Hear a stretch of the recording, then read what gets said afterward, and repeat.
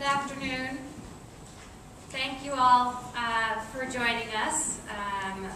We are here to talk about human rights in the United States and building foundations for freedom from want in the land of plenty. We just came out of the US UPR and heard Assistant Secretary of State Brimmer quote directly from Eleanor Roosevelt and from Franklin Roosevelt in talking about freedom from want in the Four Freedoms speech. I think Assistant Secretary of State Posner also talked about the Four Freedoms and freedom from want in addressing economic, social, and cultural rights in the United States.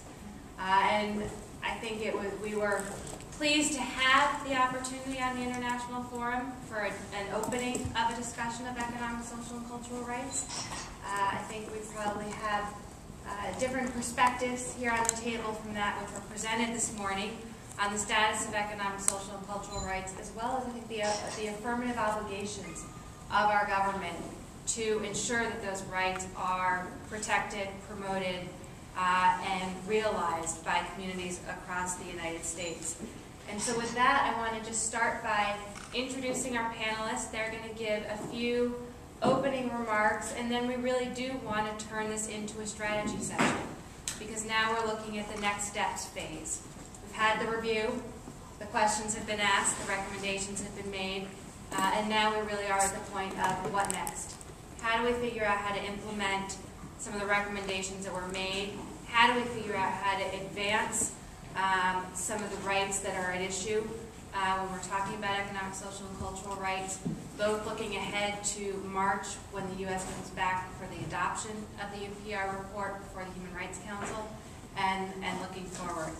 So we're going to start with Ignacio Saiz, who is the Executive Director of the Center for Economic and Social Rights, to provide an overview of some of the economic, social, and cultural rights. Thanks very much, Sarah.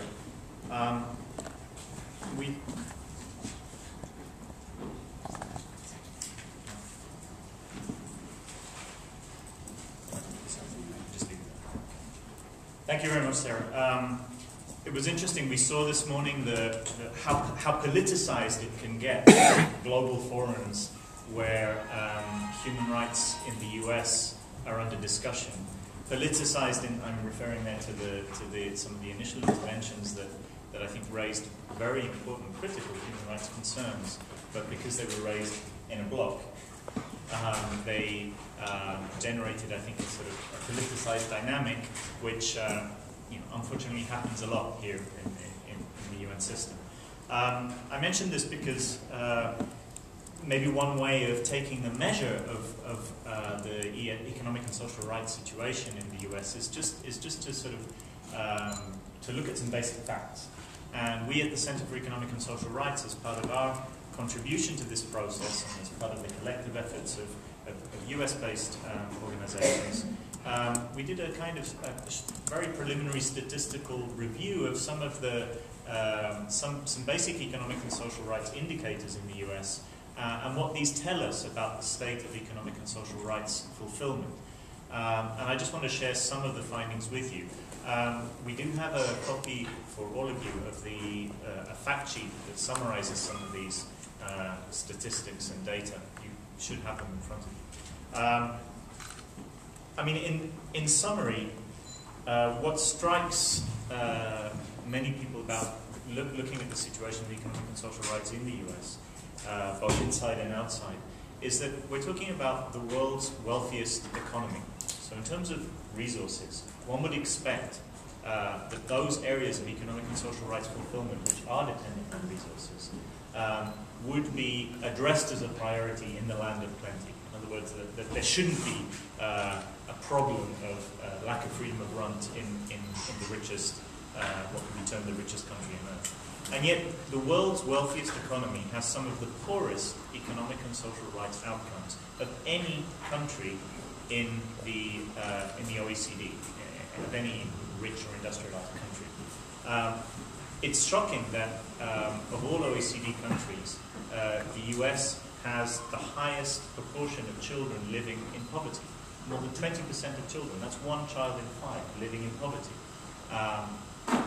And the statistics for problems such as infant mortality or adolescent fertility, there again, the US ranks worst out of all countries of the OECD, including countries with far lower resources.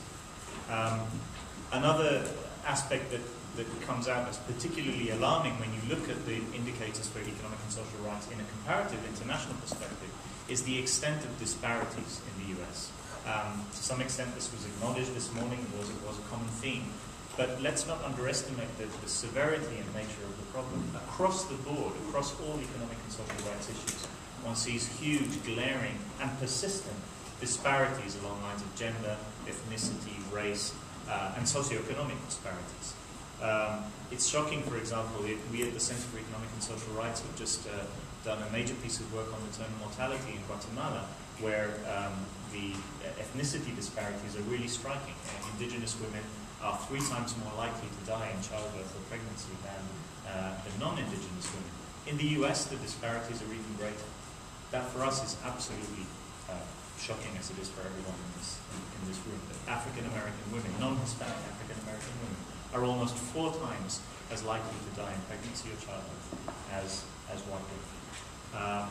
And these disparities, as I say, can be found across the board, in housing, in employment, in salary levels.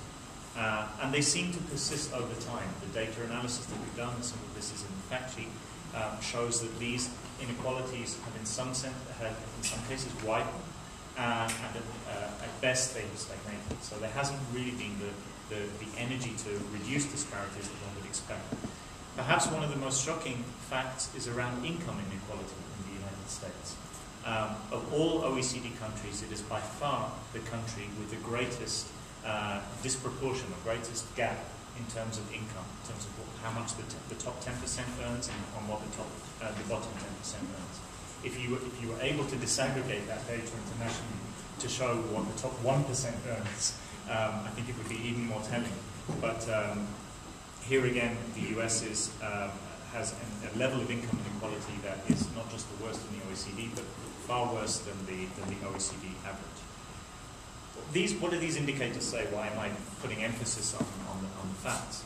Well, these indicators are a starting point, in that they're a starting point for this kind of discussion, for this process of scrutiny of the US in the context of the UPR, because they call into question whether the US government, whether the state, including this administration, is doing everything it can to fulfill its basic human rights obligations in this area. Even though the US is not yet a party to the Covenant on Economic and Social Rights, we would argue, as I think many would, that it is bound by economic and social rights principles and obligations. And it's clearly failing, as these facts that I mentioned indicate, to meet even its core minimum obligations in key areas such as ensuring child survival, ensuring maternal survival. It's clearly failing. Just the stats alone indicate that there's a case to answer with regard to what the state is doing to combat discrimination. Combating discrimination means actively taking measures to reduce disparities in practice, and not just to ensuring there is no discrimination in law. And it raises questions as to how resources are being used to progressively realize rights, which is a fundamental principle of the human rights framework.